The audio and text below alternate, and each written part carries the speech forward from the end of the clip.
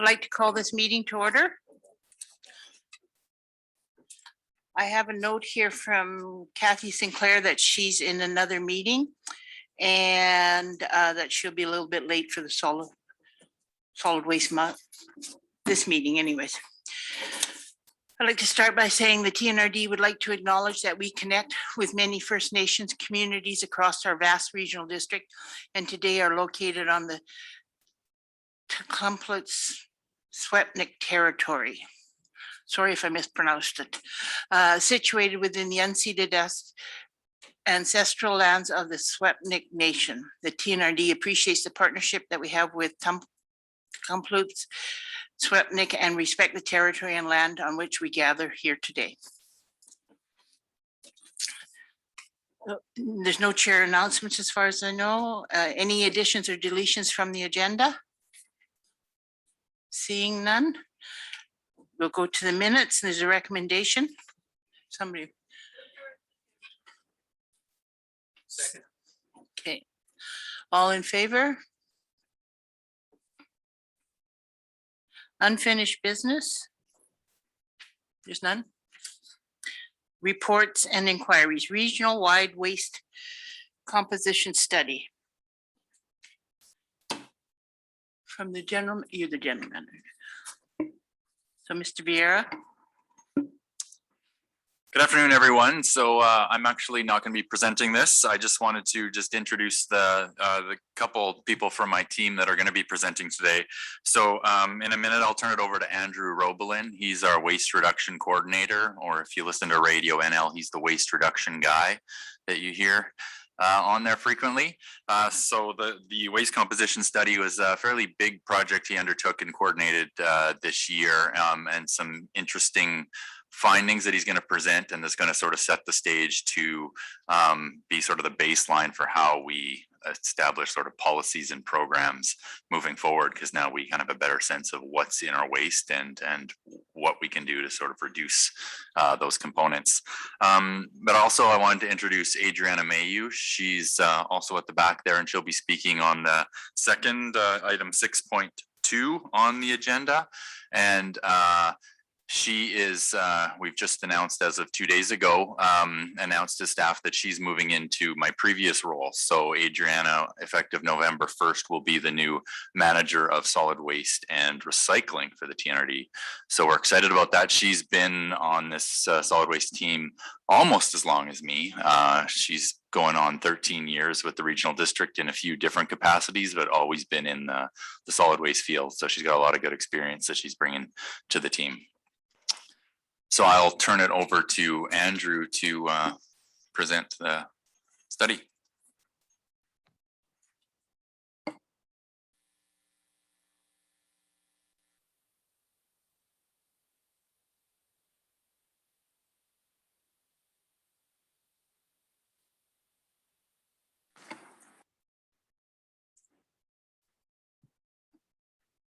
Get this adjusted a little bit higher.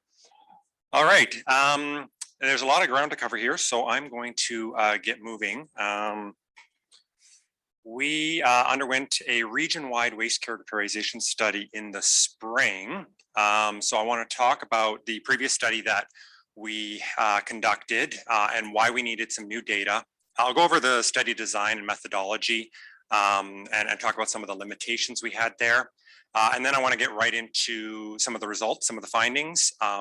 Because we did the curbside programs throughout the region, we did depot, and we did the demolition, renovation, and construction material. And then lastly, I want to wrap up with some next steps moving forward with this data. So our last study that we had was in 2011. So that's 10 years now. It was a great study. This is the overall results of the solid waste stream.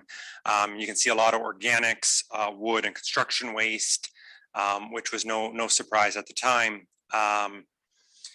It was really critical for us to develop our regional solid waste management plan. It formed the basis of that and helped us develop a lot of programs and policies at the time. But a lot changed. So since 2011, We've onboarded with the province-wide recycling system, Recycle BC. No doubt this committee is very familiar with the changes there. So it really changed not only with the accepted materials, but how residents interacted with their own waste and how they interacted with the various systems. So a lot of changes, a lot of frustrations since the 2017, 2018, even into 2019. There was a lot of changes still happening with the Recycle BC onboarding and new offerings, new diversion categories. So there was definitely some frustration and a big learning curve. But now that we're kind of moving past that, it was a time to do a new study.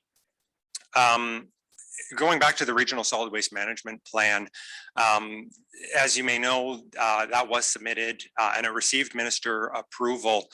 Some of the key things that were put in there were some guiding principles and priorities, including an Ici Recycling stream, which we have in place, increasing DRC or demolition diversion programs, seeing more organics reduction, and increasing promotion and education. And that's well underway. My role actually came about because of that, that part of the Regional Solid Waste Management Plan. So we're definitely seeing some progress there. What we needed since that 2011 data is we really need new baseline data, because we're not talking about the same system that we had in 2011. We have a very different waste management system, very different offerings to the residents. So we need new baseline to build new programs and new policies off of. We also need a reliable way to measure our progress and our success. So we have a number of new changes and things on the horizon that we need to be able to measure accurately, because if we can't put some numbers to it, then we're not going to be able to say, yes, this program was a success, we need to do more of this. And further to that, just building new programs and policies.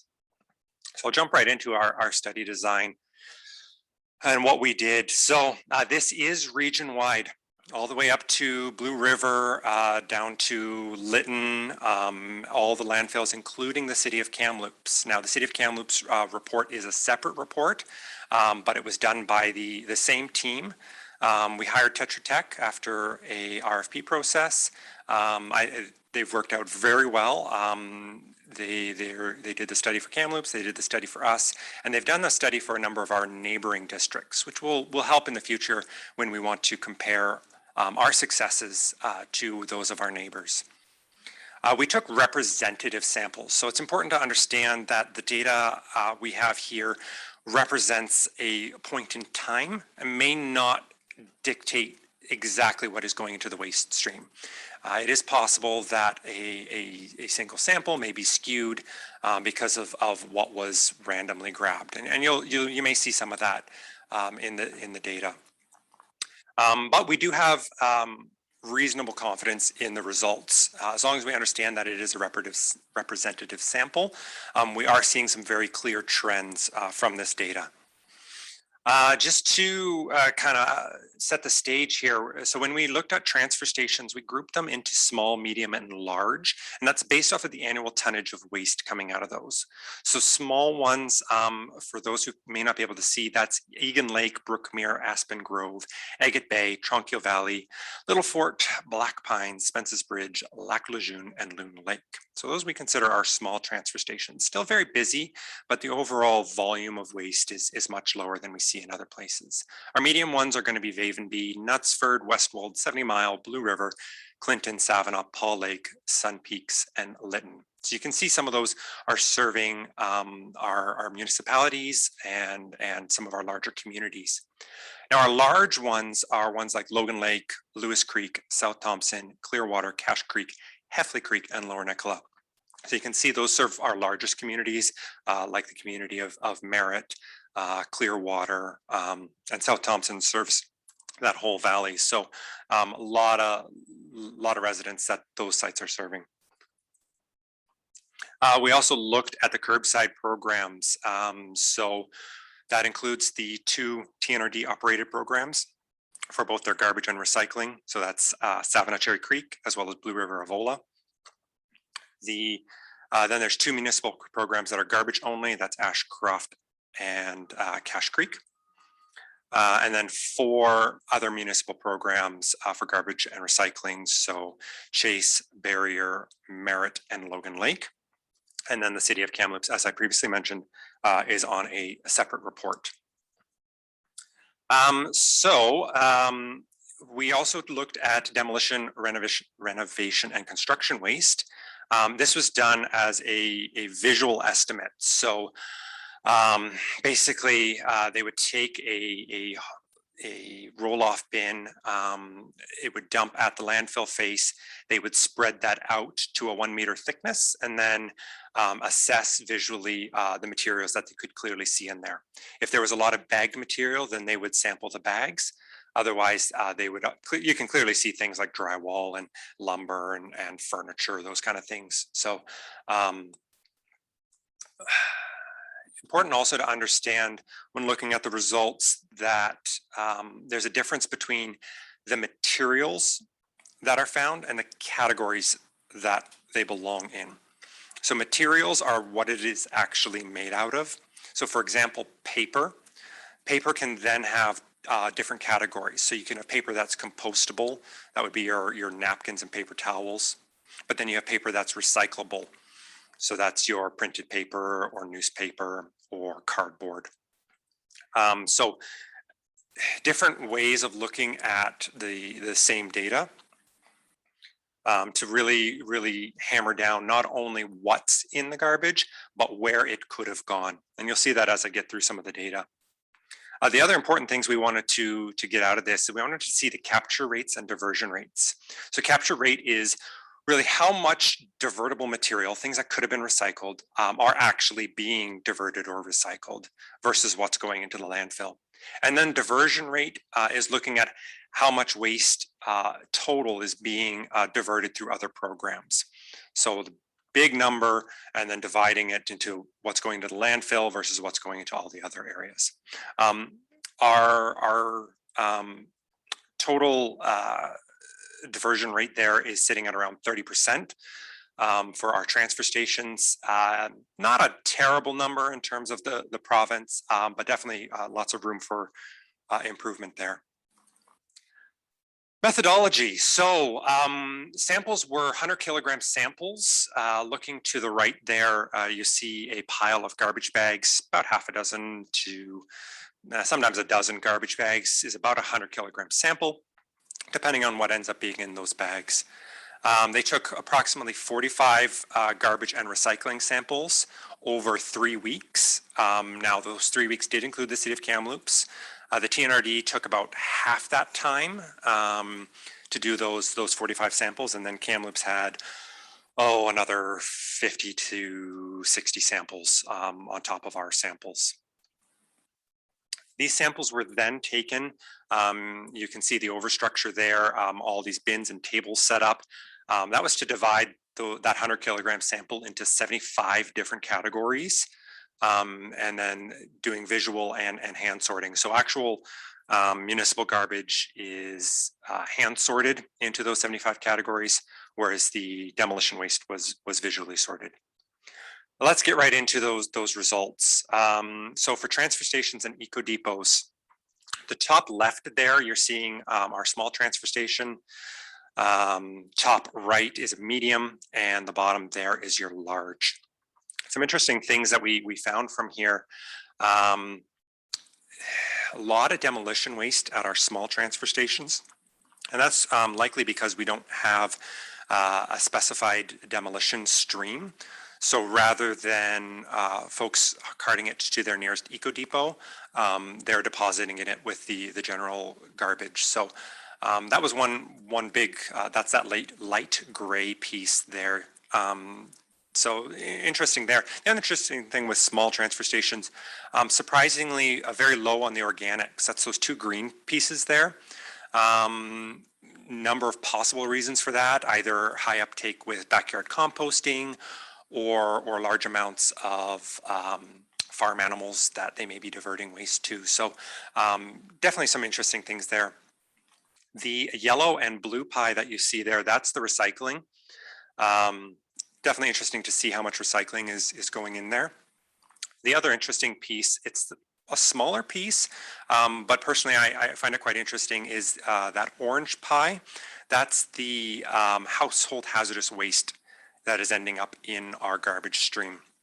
A lot of it being batteries, single-use propane tanks, those kind of things that have diversion programs readily accessible for folks, but they're just not bothering to sort and potentially problematic materials that shouldn't be going into our landfill. So those are some interesting categories. The medium transfer stations had very high organics, which leads me to believe that not very good uptake with our backyard composting programs, and definitely some opportunity for growth there. All in all, though, the results were fairly typical. Seeing high organics is kind of expected in areas that don't have a curbside organic program. And this is just talking nationwide, how we see these numbers compare. So that was the materials. Now, if we actually look at where the materials could have gone, very interesting to see. So again, that green component there is the amount that could have been composted. So huge opportunities for composting programs and other organics diversion programs to be able to reduce the amount of waste going into our landfills and kind of shift that pie. A lot of recyclables we are seeing, and a lot of drop-off and product stewardship. So that orange pie is the drop-off, the yellow being product stewardship. Drop-off, that could be things like refundables or textiles, things that have programs that they can go into, but it is an extra step for folks to actually bring them out of their waste stream. Particularly in our small transfer stations, they won't necessarily have all of those programs available to them. So it's not surprising to see high amounts of drop-off material at our smaller transfer stations, but we're still seeing a fair bit in our medium transfer stations as well, which suggests there's a bit of a gap in drop-off programs, not only within the TNRD offered services, but also things like NCorp and reuse places as well. That gray pie, that's what should actually be going into the landfill. So lots of room for improvement at our medium transfer stations, and we're still digging into why that might be. And then we're sitting at about a third for our small and our large transfer stations. So lots of room for improvement and lots of room to build programs on. Now, we also did look at, oh, go ahead with questions. Can you tell me which part of that pie was gray? Gray, that's the residual, they called it. That's actually what has to go to landfill. No, I don't see any gray. The darkest one. Oh, okay. Yeah. All right. Yeah. It's just That. I need one of us is color black. My apologies. They are all labeled, but I understand on here it's pretty small. The full report does have all of those graphs in there as well. So you can definitely dig into that further and get past the color schemes. So we did also look at the recycling. So this is the depot recycling, where folks actually have to come in and they sort into their different categories. We looked at the 5 main categories. We didn't look at glass or colored styrofoam because we felt those were fairly well sorted and fairly straightforward programs. We looked more into the containers, the papers, the plastic bags and overwrap, other flexible plastic packaging, and the white styrofoam.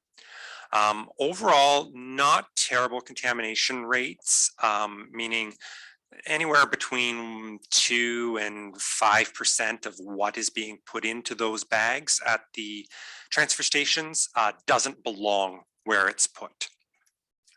So just to put that in perspective, Recycle BC wants us to keep it at or below about 3%.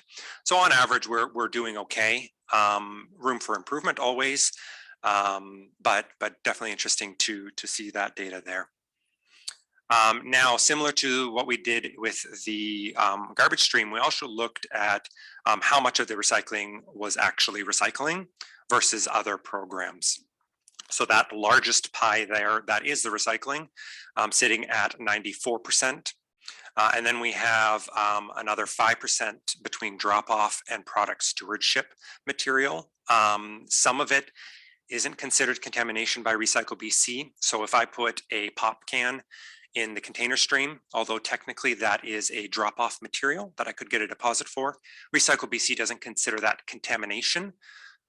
So they're not going to penalize us for that kind of contamination, but still interesting to see that material ending up in our recycle stream.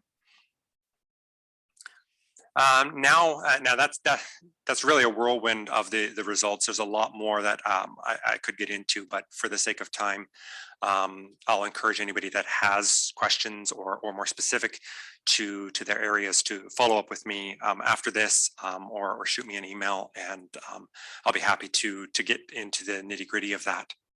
I want to talk a bit about the curbside programs, because we did actually look at all the curbside programs, which is really interesting.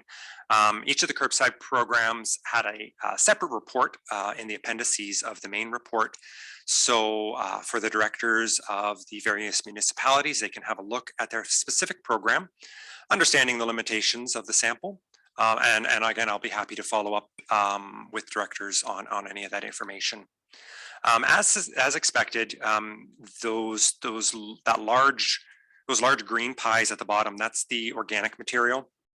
Not surprising to see high amounts of organics in the curbside programs. A little less than 50% is organic material, showing huge opportunity for our composting programs within municipalities.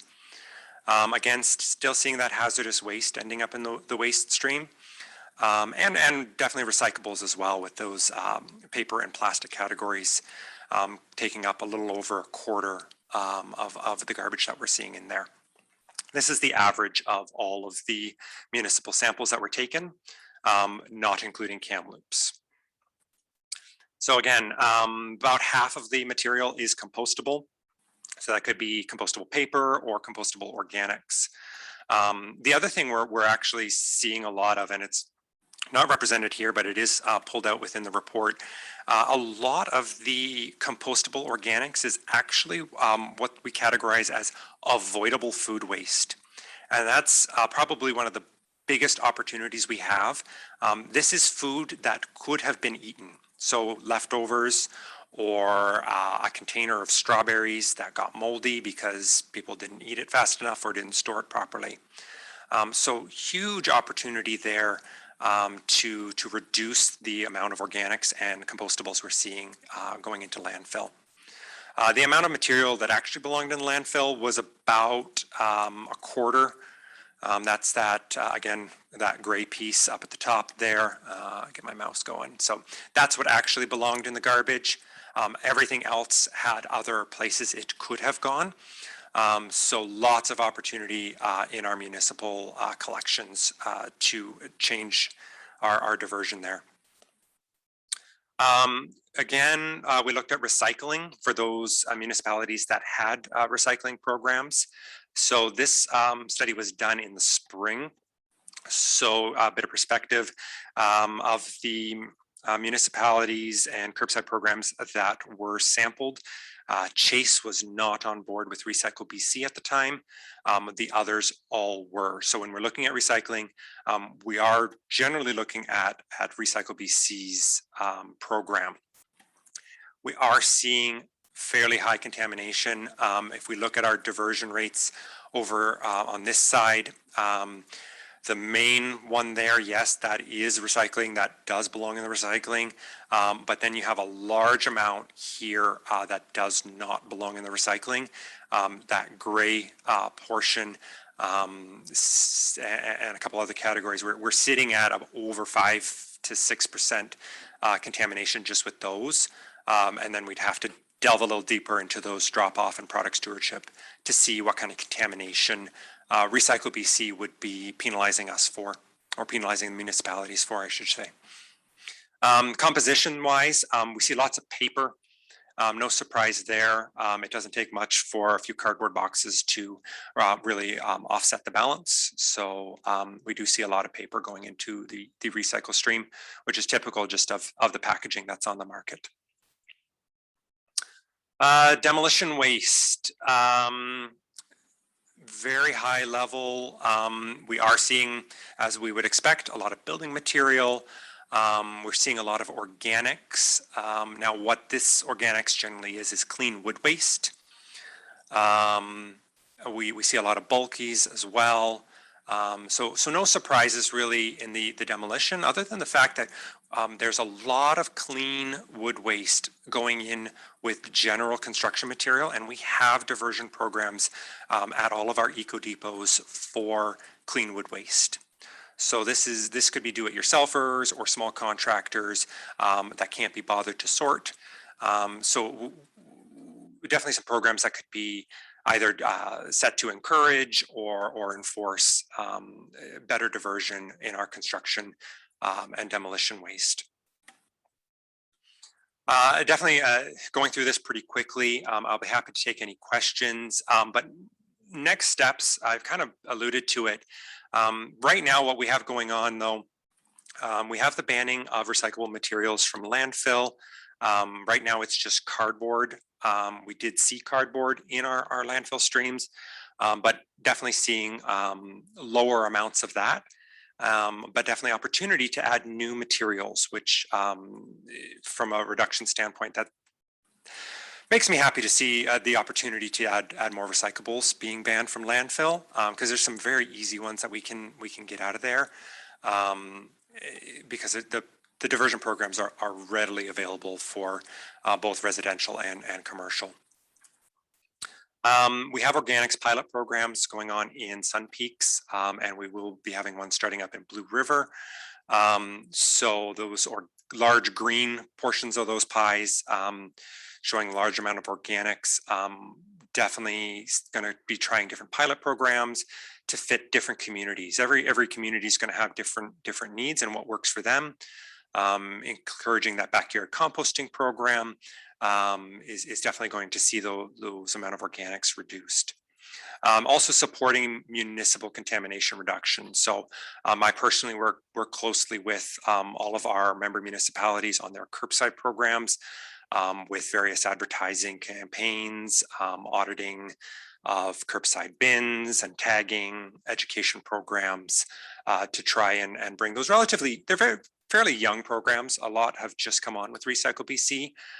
So they're still kind of in that transition phase. So we have lots of opportunity for education and getting the population on board with those programs. Looking ahead, I alluded to the household hazardous waste that we were seeing in both the curbside and the depot material. I think that the year-round household hazardous waste depot is going to really help that for a lot of things like that don't necessarily have clear programs like batteries and propane tanks. They'll be able to bring those to that year-round depot, and we should see a drop in the HHW going into our landfills. Another gap that we definitely saw, and I hate to single out Ashcroft and Cache Creek here, because they actually performed very well, surprisingly, in the audit. I was honestly expecting to see very high recyclables because Ashcroft and Cache Creek do not have a curbside recycling program. So I was expecting to see all that recyclable going into the garbage, but we're actually seeing a lot of that material is being brought to our Cache Creek Eco Depot, or Cache Creek Transfer Station, I should say. So they did actually very well.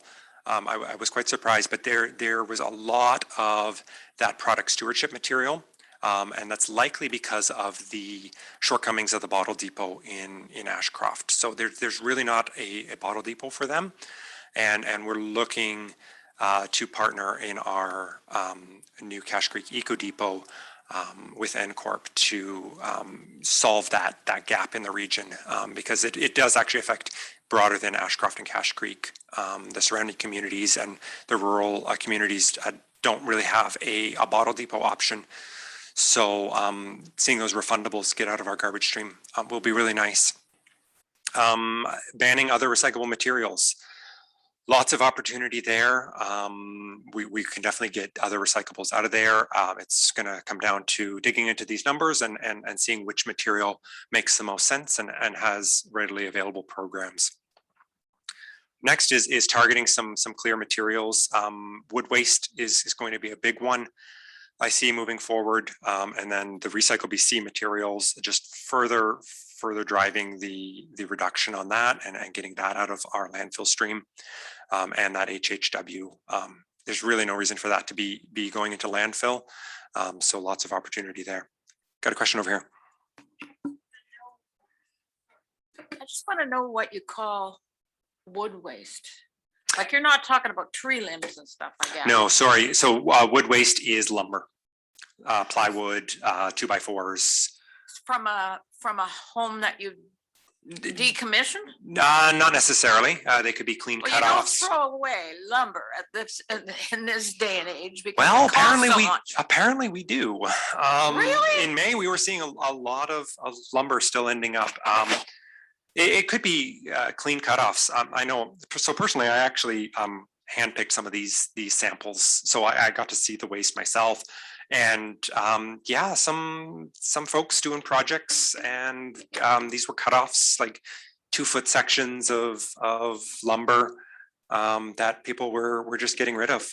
We don't see it as much in our smaller transfer stations. I expect that's because there's a lot of wood stoves and backyard campfires that people were using it in. But no, yeah, it's surprisingly a lot of wood waste. Now, a lot of it is from demolition projects. So I tore down my shed and here's the framing left over, but I couldn't be bothered to separate it from the shingles and the vinyl siding. So I'm just going to chuck it all. And you're finding that in the rural areas as well? A little less in the small rural areas, but definitely a lot in our medium and large transfer stations. So yeah, it's definitely present. Surprising, but definitely present. Yeah, you're welcome. So moving forward, we want to be able to do another one of these studies, and we've got Tetra Tech on retainer to do another one of these studies in about 4 to 5 years to monitor our progress. So from this, we're going to be able to build some policies and programs, monitor that progress and measure our successes. And then again, refocus our priorities. So it's been 10 years since our last study. We're going to be able to take this data and really refocus our priorities. These are just some interesting pictures of things we were seeing, like electronic toys. What else do we have? Oh, rigid plastics in the center there, and avoidable food waste. So other than the plastic bags that a lot of that's in, that's all things that could have been eaten sitting in that bin. Maybe not now, it doesn't look so appetizing, but before it hit the garbage bag, it could have been eaten. And then personally, this one really bothers me, and huge opportunity for folks just to stop throwing away edible food. So I've been really thinking about ways to change our education programs to address this issue, because I think that's a really easy one for us to knock off and see reduction there. So now I'll be happy to take any other questions from anybody. Any questions? I have a question. Yes. Okay, Renee. Go ahead. When you talk about edible waste, Mm-hmm. one of your examples was strawberries that had gone moldy. Yeah. Now, who in the hell is going to eat moldy strawberries? The idea is that if folks had stored the strawberries, like maybe I left them out on the counter when they should have been in the fridge, or I forgot about them because they got buried in my fridge, I bought too many strawberries. So those are all things that with some proper planning didn't have to end up in the landfill. I could have bought less strawberries. To re-educate the population. Essentially, yes. Yeah. Well, Change good people's luck with habits. that, Oh, because- it's a big hurdle, and that is literally my job is changing folks' behaviors and the ways they think about waste. But one of the big things I always go back to is that food also costs money. So we're seeing about $1,000 of food waste from an average household a year. I'd like an extra $1,000 in my pocket. Oh, I'm sure everybody could, but I still think that you're barking up the wrong tree, because very seldom are parents going to feed their children something that they don't think is well, right. You know, okay, so it's halfway going bad, or piece of pizza that was used eaten 2 days ago. They put it in the fridge, the kids say, "Ew, I don't want that," so it goes in the garbage. You gotta educate the whole population to change the way they eat. So thinking about that, maybe what we need to do is find a new method for that stream to go someplace else, like the animal, what do they call it? BC Wildlife Park could feed those kind of animals some of that waste, because my kitchen waste goes out to my chickens. A lot of mine does too. So you can't actually have chickens in every backyard, because No. they don't allow that. But the point is that there's other places that could go, because you aren't going to educate the whole population. And I know the young parents between, let's say, 30 and 45 aren't going to do this.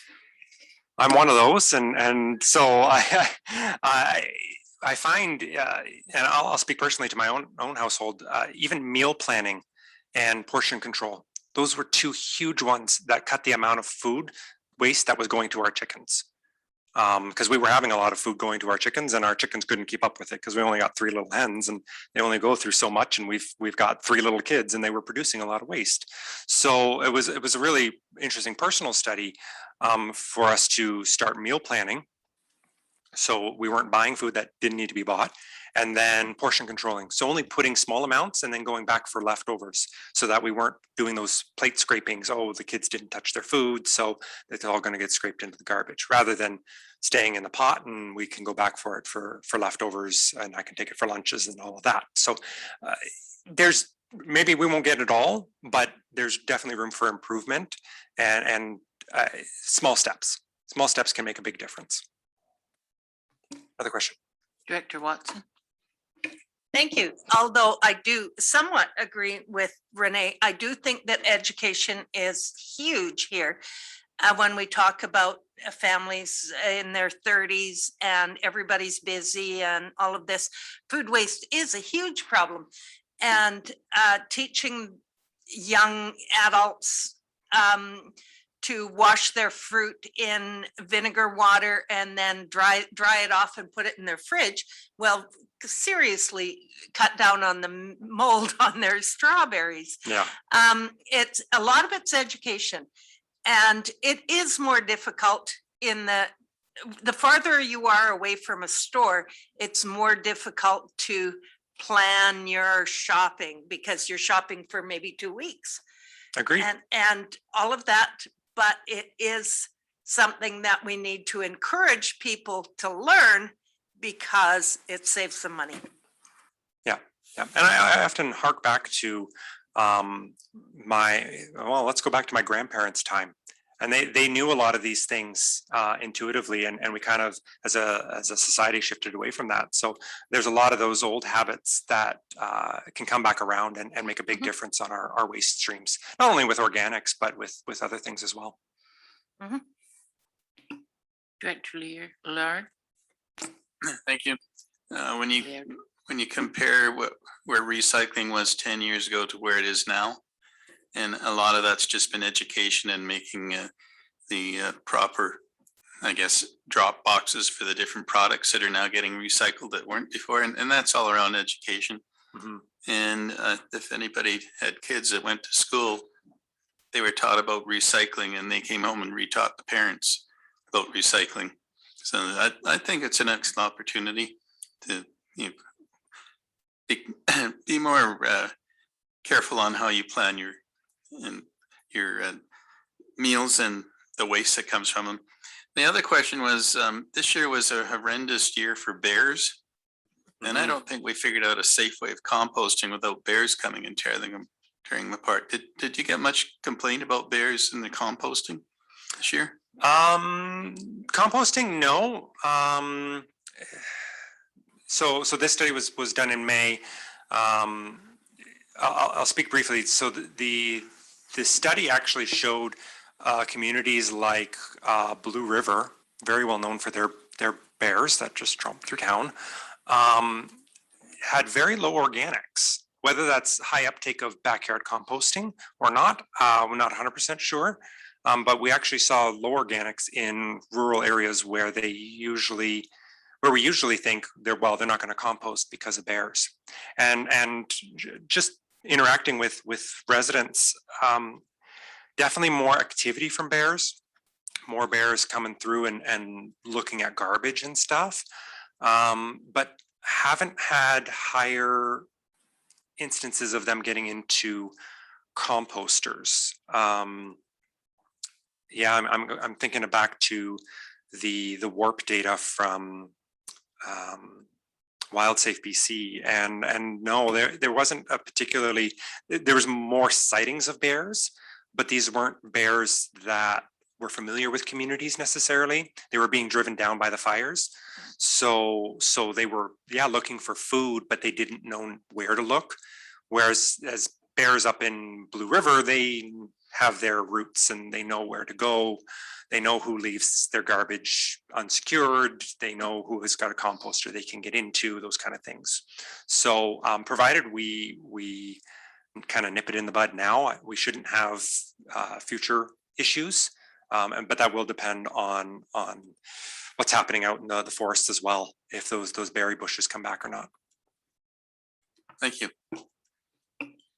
I'd like to ask, are we ever going to update the pamphlets for recycling and organic waste or composting and send them out to people? Because I've got mine on my fridge, but it needs to be updated. And I don't have an organic one for composting. Are we ever going to do that? Yeah, so we have a number of pamphlets. There is the Recycle BC Depot pamphlet, which is current to their program. And then we have a couple different composting pamphlets that we utilize, and I'm happy to talk more to you maybe after the meeting and discuss what exactly kind of information you'd see, because I'm always open to new information that folks can put on their fridge that's going to help, because we have a number of resources, but it doesn't necessarily mean that it's what people need. So happy to hear more on that after. Well, I know that my recycling one needs updating because it's one of the original ones. And Okay. it'd be good to send it out to everybody so they can put it on their fridge. And I've never seen a composting one that I can, a pamphlet that I can put on my, Sure. to give me an idea what can be composted and what can't be composted. Okay. And I think it should be sent out to everybody. So instead of saying, well, I've got pamphlets here, you can get them.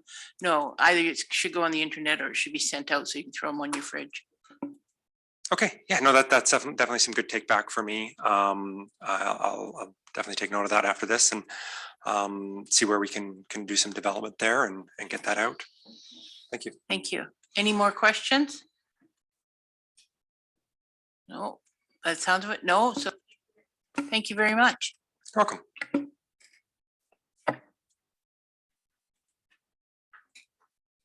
Now we're on 6.2 solid waste and recycling operations update. Is that Chair, you, would Jim? you like to, there is a recommendation to receive the study. So do we want to move the recommendation, please? The recommendation. Second. Okay, so Renee and Susan. Okay, thank you. All in favor? Passed.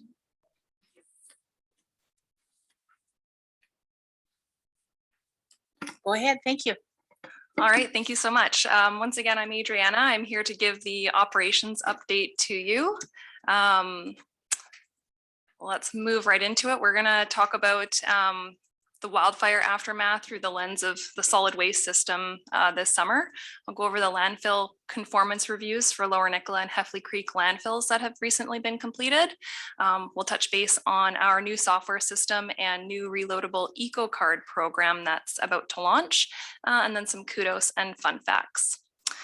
So of course, Lytton, the Lytton Creek fire greatly impacted the area of Lytton and our solid waste site. The evacuation order was issued there on June 30th. 90% of the village was destroyed, as well as services to the community were cut off. So our biggest challenge for solid waste was the fridges and freezers cleanup. We had expected about 100 units coming in, but we ended up with more than 400.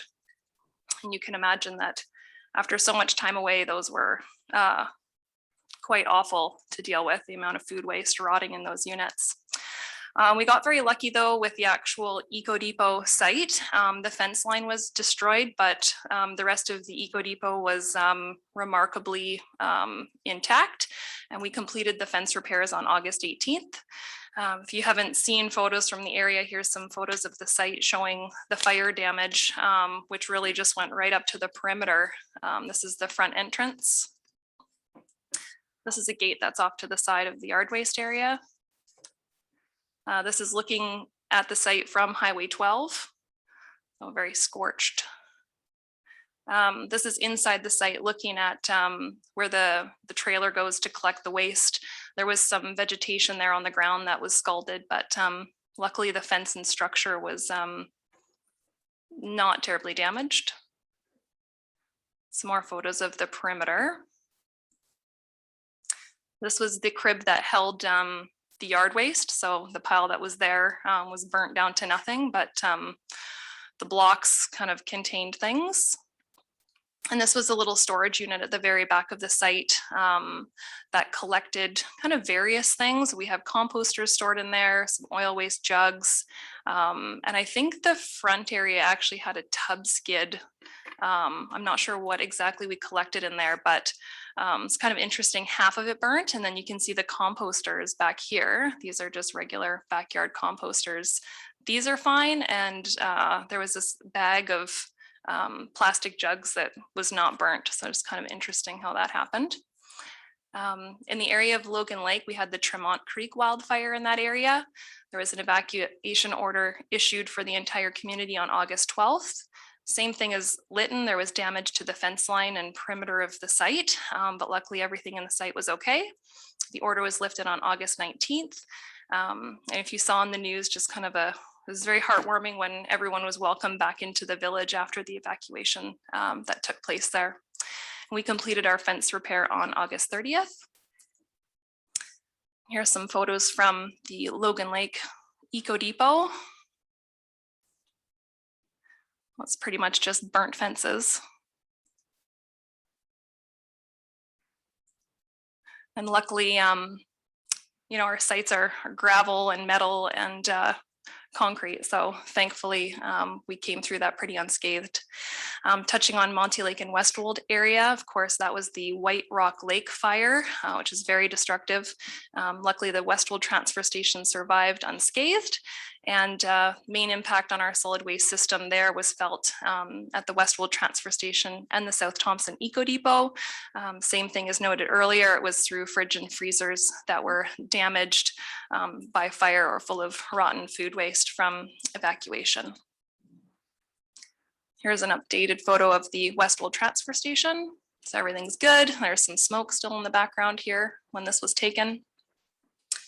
Unfortunately, for those who are familiar with the Westwood transfer station, our local attendant there, she's worked at the site for probably 15 years. This was a photo of her property, which was horribly damaged by the fire.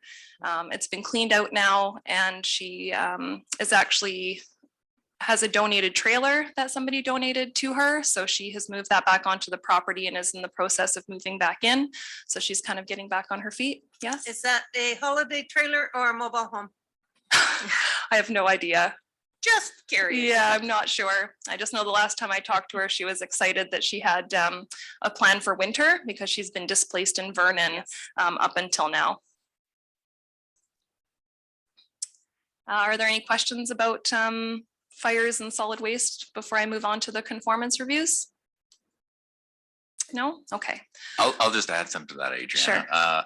And it's something that you saw in those pictures, the yard waste pile burning. That's, just more brush burning. That's not a big deal. But one thing we are definitely aware of and we're reminded again of this year is to do our best to try reduce sort of any hazards on the site that we don't want lighting on fire, like giant tire piles, things like that. So we definitely made an effort and again have been, both with planning and a bit of luck that haven't had an issue like that. Because you can imagine if sometimes we do have tire piles that are in the matter of, 400 or 500 tires that are waiting to be collected for recycling. So making sure those get collected before fire season is important. So, Yeah, that's a good point. Thank you, Jamie. All right, we'll hop into the conformance review exercise at our landfills. So just as some background, this is the Ministry of Environment landfill criteria for municipal solid waste. It's a guidance document outlining how landfills should be constructed, operated, and monitored to ensure that the environment is protected. There's a set of criteria in the document that provides guidance to landfill owners and others on best landfilling practices and procedures that are consistent with legislative requirements and reflect Ministry of Environment expectations for landfilling. In a nutshell, it's a status check to compare our actual landfill operations to the criteria. It must be conducted by a qualified professional, and we hired Wood Environment and Infrastructure Solutions to complete our review. Completion of this is also a condition of our current regional solid waste management plan. The due date was August 31st for this, and we submitted it just a few days before that, so squeaked on in before the deadline. The conformance review includes on-site tours, operations review, so that's kind of what the practices are at the landfills, plus an extensive review of any historical environmental reports and other related documents. So again, this was at Lower Nicola and Heffley Creek landfills. There were 15 upgrades noted for Lower Nicola. 10 of those were specific to updating our design, operations, and closure plans for each landfill. And those are now in draft form being reviewed by Wood, the consultant. The remaining upgrades include updating the landfill gas generation assessment, installing additional signage on site, posting a complaint procedure at the landfills, starting to conduct landfill gas monitoring in our groundwater monitoring wells. So at each landfill site, we have a variety of wells that are around the landfill to monitor leachate, and those are sampled. However, this will be adding in sampling of the actual, if there's any gas in those wells as well. And then at Lower Nicola, recommendation to create a fire break on the east and west sides of the landfill, just to create additional buffer zone in the event of fire that we don't end up with a landfill fire on our hands. Are there any questions about the conformance reviews before I move on? No? Okay. All right, so now we'll chat about our new scale software system. So at our eco depots that have waste scales, we've been running software there for the last number of years. That software system became end of life, no longer supported. So we went to RFP and we've transitioned to a brand new scale software starting in January of this year. So first we rolled that out to the eco depot sites, and now we're actually also using it at transfer stations. I'll talk about that in a little bit. So this system is used for ticketing, billing, and reporting. So that's processing all the loads that come into our facilities, billing our account customers, and then running different reports on our incoming materials. Overall, the new system has resulted in much higher customer service for our account customers.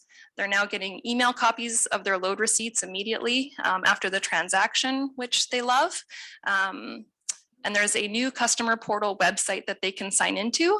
when they sign into that website, they can actually view their load history. So they can see all of their different load receipts. They can view all of their invoices, and they can also now pay those invoices directly through the website. So this has really cut down on calls from those account customers. All of their information is now basically directly at their fingertips. So they've been very satisfied with the new program, and we like happy customers. The company that won the contract is actually a Canadian company out of Newfoundland, which is awesome, I think. The system can also, in addition to being run on a desktop computer, it can be run on a cell phone. It has a very easy to use interface. I've got a photo of it over there to the side. So this is what we're running now at a few of our transfer stations.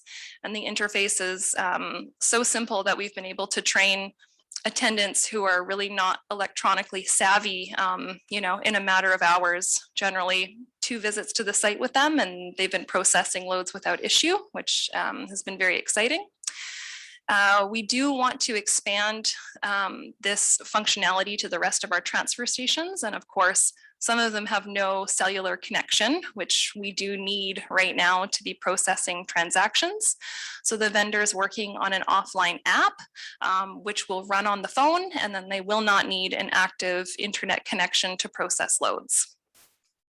So part of this system as well is replacing our current punch eco card system with a reloadable eco card. So right now, since 2009, across the region, folks have paid their tipping fees with punch eco cards available for purchase at local retailers throughout the region. They come in $10, $20, and $50 amounts. It's kind of a complex system, and it's expensive to run and maintain. So we're excited about this new program that's about to launch. We've done a soft launch at Paul Lake. We've had issues there with the local retailers carrying an inventory of the punch cards.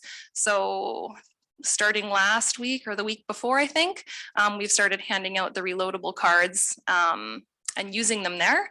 So now what folks can do is get the reloadable card and then load it with money through the website, or we can do it for them at an Eco Depot with a point of sale machine. Yes. So now there will be no more punch cards, and you'll get the reloadable card at the Eco Depot or at the retailer. So yeah, our plan right now is to sort of phase out the punch eco cards. We don't want to throw any of our current inventory in the garbage. We'll sell it until it's gone. And then to get your new card, you can get it at your local site, or you can register through the TNRD main office, and we can send you your cards in the mail. So it's up to you. Either location will work. But not all the sites are ready yet. Correct? Not all the sites are ready yet. We only have Paul Lake right now doing a soft launch. We just wanted to make sure that all the finance back end stuff is properly organized before we go on a larger scale. So we still need to put a schedule together for rolling out the program at the rest of our locations. So just to add to that, so when we go region wide, there'll be like, will be a full public education campaign, communication campaign about this, where we're letting people know that this is the new system and this is how you get your new cards. So we're trying to just work out any of the bugs right now with just a few sites. That's right. Are we going to be speaking to all the retailers beforehand too? Yeah, so all the retailers, some of them are upfront purchasers, meaning they don't have a contract with us. They buy their inventory. We take off their 10% commission and they own their cards. Other ones have a contract agreement with us where we loan them the cards, and on a monthly basis, they remit to us what their monthly sales are, less the 10% commission. So all of those folks will be notified by letter of what our plans are once we have a better idea of exact dates for rollout in the rest of the communities. Any other questions? No? This is a look at the customer portal. So myself as a resident, I have my own account, and this is what my customer portal looks like when I sign into it. So it's a very clean looking website. There's easy to see the information. What you're seeing down here are my recent loads. So I've just dropped off just bags of household garbage. So these are my load receipts. My current balance up here is $14. So I have this remaining on my account. And if I want to add funds onto my account, I simply click on this little button here.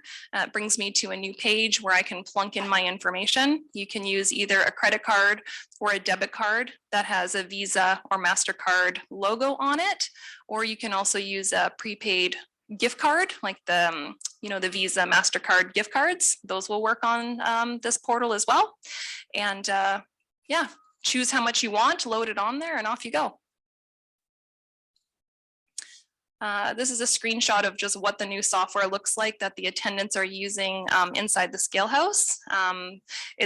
Everything's big, intuitive buttons that are easy to click on. So the staff have picked up on this really well, and we're happy with how the software is working right now.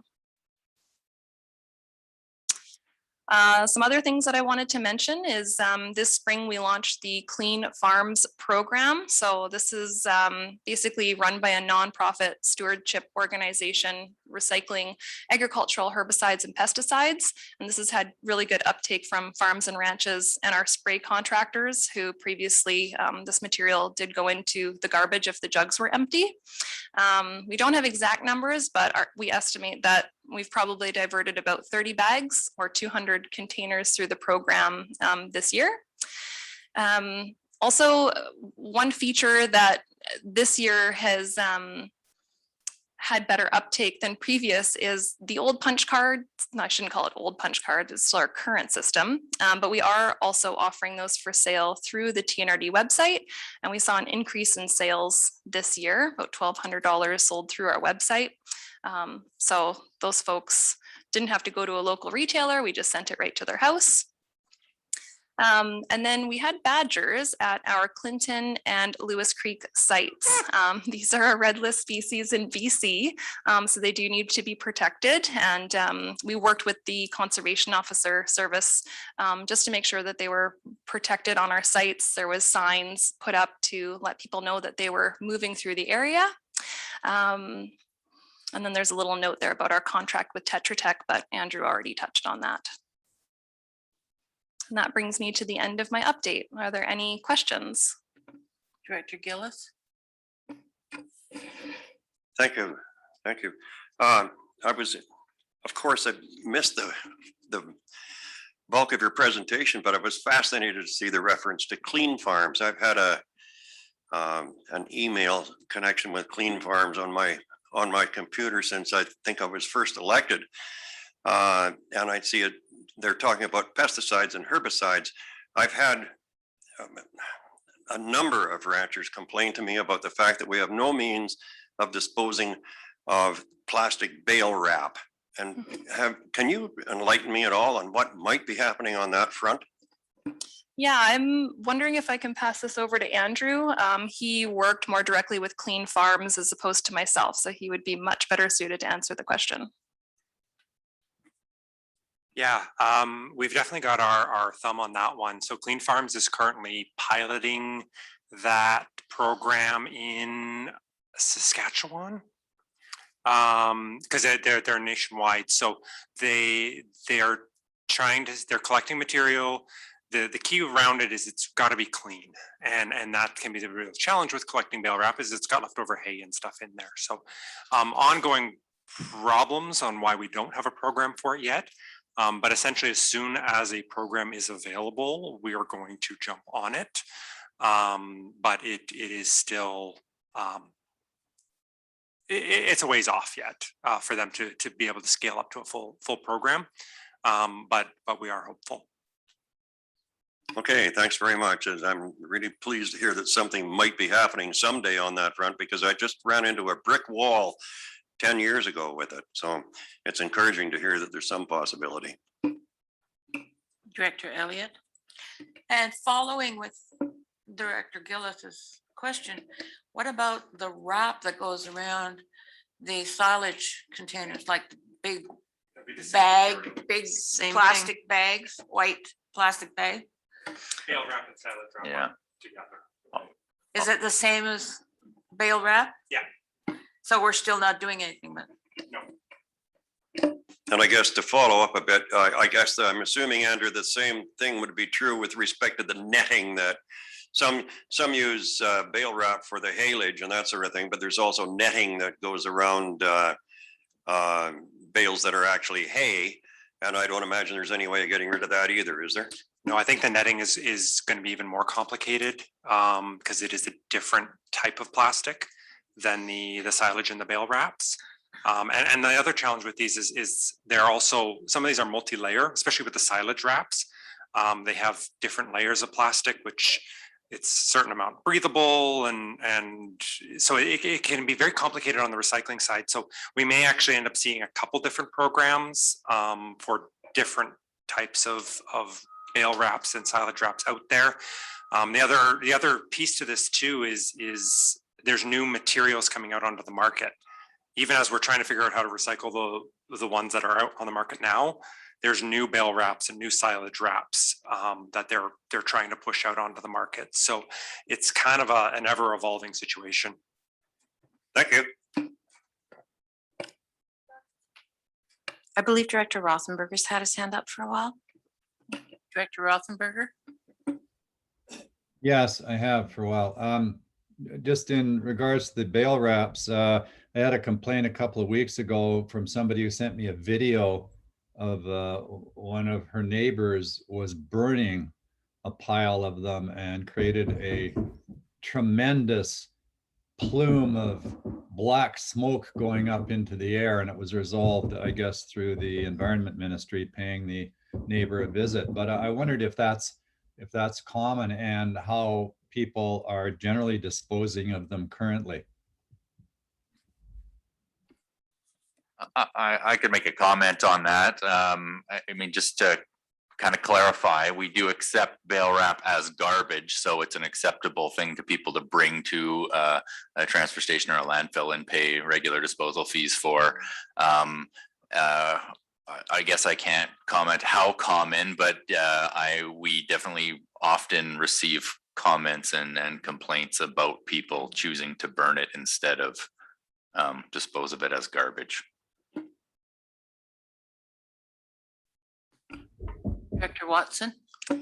As most garbage on ranches gets buried, that is what happens with bale wraps. But there is some experimental programs working on bale wraps from hemp, which would make them a compostable and even edible product. So there is hope. Any more questions? Seeing none? Thank you and congratulations on your new job. Thank you. Okay, now we're on 6.3 Provincial Extended Producers Responsibility Update.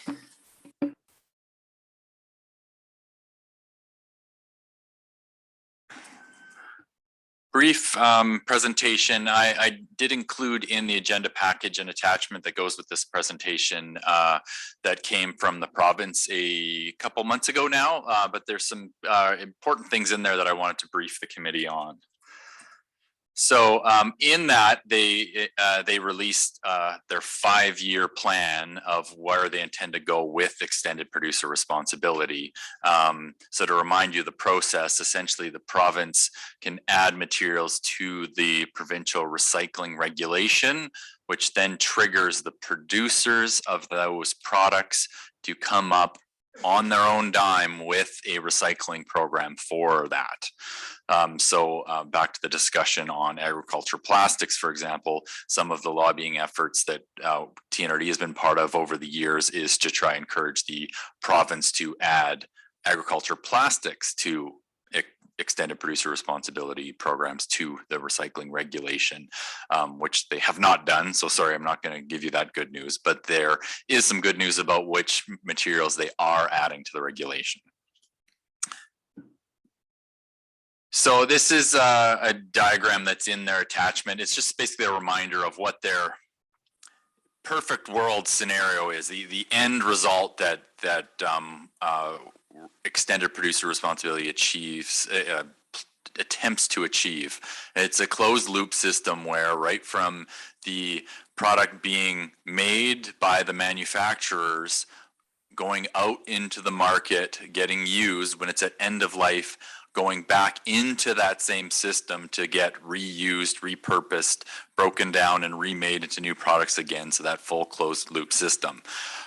So the stress here, I mean, we've seen that, heard of the concept of the closed loop system for decades, but specific to BC, the goal here is to have this done without local government, or maybe put it this way, without taxpayer dollars going into the system. That it should be funded right from the beginning, the whole loop from the producers of those products. So back to, since it's been discussed, the idea of the plastic wrap, it shouldn't be the regional district taxpayers figuring out a way to recycle agriculture plastic wrap. It should be thought of back when they create that material, of how they create it, how it's designed so it can be either composted or recycled or put back into their system, all as part of that system, and that they're attempting to do that through regulation. It's not a simple thing, but it is we're moving in that right direction. It's going to take us a number more decades to get fully there, but we've come a long way in the last 25 years in the province. And what I'm presenting here is some encouraging news of what's coming next. So what's in that 5-year plan? Electric vehicle batteries and other types of batteries. So most batteries are already under extended producer responsibility programs, but as you see when you're out on the roads, especially nowadays, if you drive to Lower Mainland, there's a lot of electric vehicles on the road. And I included this picture because there's a lot of batteries in that thing. And that's not covered under the current recycling regulation. So they're going to amend that to make sure that these batteries and all other types of batteries are included. Right now, we have a challenge of some batteries are included that are acceptable in the box, some aren't. So, we know from a user point of view, residents are just, and any users are going to assume all batteries are part of it and put it in there. And then the product stewardship organization saying, well, we're not regulated to take those kind of batteries, so we shouldn't have to take those, and who's going to pay for that? This is going to amend the regulation that all batteries are included. And then it'll be up to the industry to sort out who's paying for it and who's responsible. Mattresses, this one's exciting. This one we're super excited about. So I think in the last year, we received over 3,000 mattresses just in our TNRD operated facilities. And just a reminder, up until recently, actually, we were charging a separate fee for disposal of mattresses. And then involved with the change of adopting the new bylaw and the elimination of our free disposal day, the disposal fee for mattresses was taken away. So the cost of processing these is actually being borne by the solid waste system, so by the taxpayer, in other words. So last year, our bill for just processing mattresses to recycle them. So to clarify, we are recycling them. Last year, it cost us about $60,000 to recycle our mattresses. When it becomes a full EPR program, that will be zero.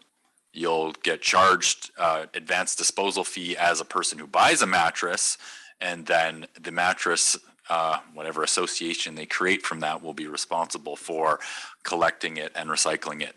So that doesn't mean we'll stop accepting it at TNRD depots. We very well will continue to probably do the same thing we're doing. The difference will be it won't be our money that we have to spend to transport these to a processing facility in Vancouver and pay the processing cost per unit. It'll be the stewardship group that does that. Another big one that's been a real pain for across the country, definitely in the province, is these camping canisters. We've been fortunate that our scrap metal recycling contractor is able to take these and process these. I know from other colleagues around the province, some other recycling processors don't like them and don't accept them, and they're a real challenge. But again, this will have its own program funded by the producers, that we can have a recycling area for these. Fire extinguishers and other compressed canisters will also be included in that legislation. Medical sharps, specifically for at-home use, this has been a challenge recognized as an issue as well, and a safety issue. So this will have a proper province-wide program of how sharps can be disposed of for people who use them at home. And finally, does anyone know what that is? Because I don't. I just found that picture and I thought it was hilarious, but this is the kind of thing every day. If you go on Amazon, you're going to find gizmos and gadgets that no one knows what they are, that were just invented yesterday and now they're for sale. So the province has recognized that and is amending the legislation to call it just emerging electronic technology. So essentially any new electronic gadget is going to get covered under the regulation. Currently, the way the recycling regulation is structured is they literally have a giant list of products. So cell phones, cell phone chargers, printers, printer cartridges, fax machines, fax scanners, computers. And so as you can imagine, every month that becomes out of date. So they're changing the whole regulation to actually have product categories, broad descriptions, that then as soon as something hits the market, the plan, at least as soon as it hits the market, it will already be covered under one of those buckets. So that's the strategy here. Now what about ICI recycling? So the good news is they mentioned it in this update, but didn't really commit to much I guess in my opinion. So as you know, a bit of a background, as you know, this board was heavily involved actually leading a lobby effort to the province that institutional, commercial, industrial recycling should be included in the recycling regulation. Essentially, which that would be is then allowing commercial recycling to go into the Recycle BC stream. Our issue right now is, if you collect the coffee cups at a coffee shop, they're not recyclable at, let's just take one of our small transfer stations, for example, at the Vavenby transfer station, if you're coming from a coffee shop, because that's classified as commercial recycling. Yet you take that same coffee cup home and you bring it as a resident to a Recycle BC depot, you're allowed to put it in there. So this has been, I know everyone around this table's frustration about this system, and it's been specifically rural and smaller areas, basically anything outside of the lower mainland has been frustrated with this because there's not well-established commercial recycling options out there. Recycle BC is the only option for most areas, most rural areas to recycle. So I guess the good news is the province has heard us loud and clear, that concern, and they acknowledged in this report that rural communities have limited access to any commercial recycling, anything outside of Recycle BC. And they've acknowledged that large amounts of ICI recycling are ending up in landfills. But then they go on to say that they received varied feedback from stakeholders. And I would interpret that to mean that the commercial sector in large urban areas that is processing commercial recycling, they don't want this to be regulated, because then essentially it forms, one agency responsible for it. And those individual businesses that are currently doing this are forced out of the market. So that's why they say they've got varied feedback. So what they've committed to is researching it better. They're going to look into it further to better understand how this material is currently being managed around the province. And then they're going to, I quote here, determine their policy approach. So at the end of the report, they actually put a timeline in here. So I'll kind of loop back quickly on what I've mentioned and what's happening when. It does definitely take some time. So what I didn't mention, because it's already in the works, are some other materials they added to the recycling regulation a few years ago that's about to hit kind of the operational point. So coming next year will be all beverage containers now, including the big one is kind of milk jugs and milk alternatives, will have a deposit on them in BC. So that means you'll pay the deposit at the cash register, and that means it can go with you to the bottle depot to get the refund.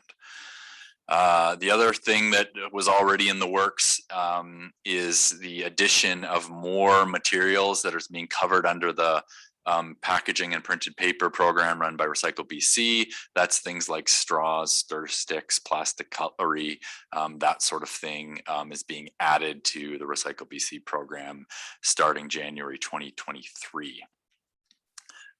Now to the materials I mentioned, mattresses. So they're planning to add that to the recycling regulation in 2023. But keep in mind that once it becomes legislation, that then turns it to the industry and gives the industry time to then come up with what they call a stewardship plan of how they're going to recover and recycle this material. And that stewardship plan includes the implementation date. So the anticipated date of that actually being operational is 2025 for mattresses, and 2026 for the battery programs, and as well 2026 for that emerging technologies that I mentioned. So not happening overnight, but you know, the fact that they committed to it in writing, that it's going to the amending the recycling regulation, is really good news.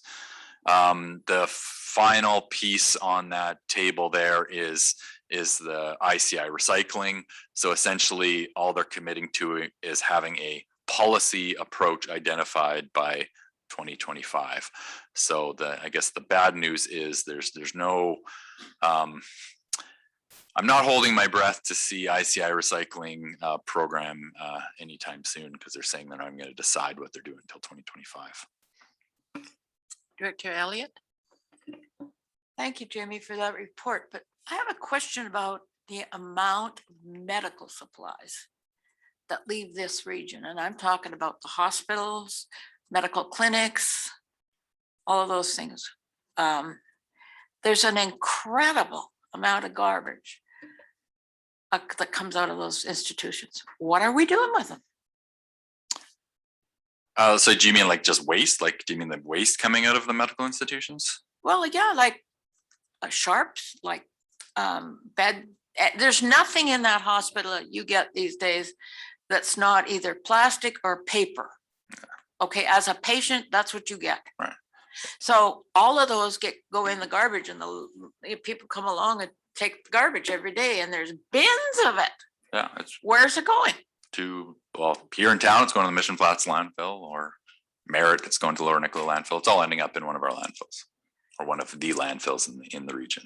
So across the province, the amount of garbage from those institutions must be incredible. And we do not have anything that regulates the recycle policy for that, or even whatever, environmentalist.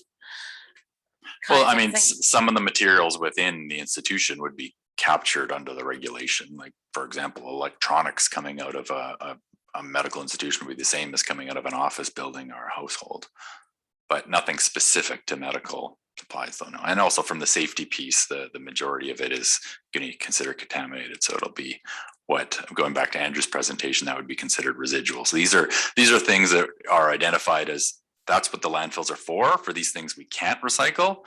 But going back to Andrew's presentation, let's focus on all the things that already are recyclable that are in the garbage. Yeah, okay. But I agree. It's, to your point, it's a huge amount of waste that's coming out of those institutions. But yeah, I just have one more slide here, one more update that's not part of this report I included in the agenda, but another update from the province that came out this summer. If you hadn't heard, the municipalities have now been empowered to ban single-use plastics. So without getting into too much detail, there was you've probably heard that a number of municipalities a few years ago were attempting to and did impose bylaws to ban single-use plastics, and it ultimately came to a head with the city of Victoria's bylaw getting shot down essentially by the province, saying you don't have the authority to institute that. And then what came out of that was the province committed to coming up with a framework for municipalities to do it.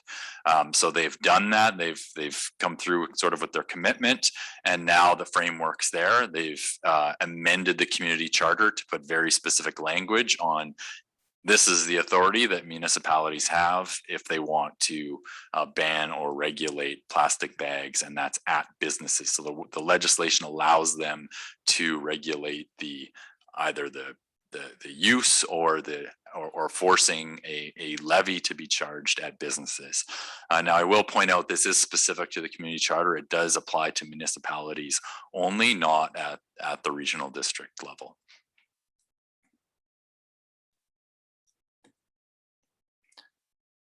And that's all for me. Any questions? Thank you.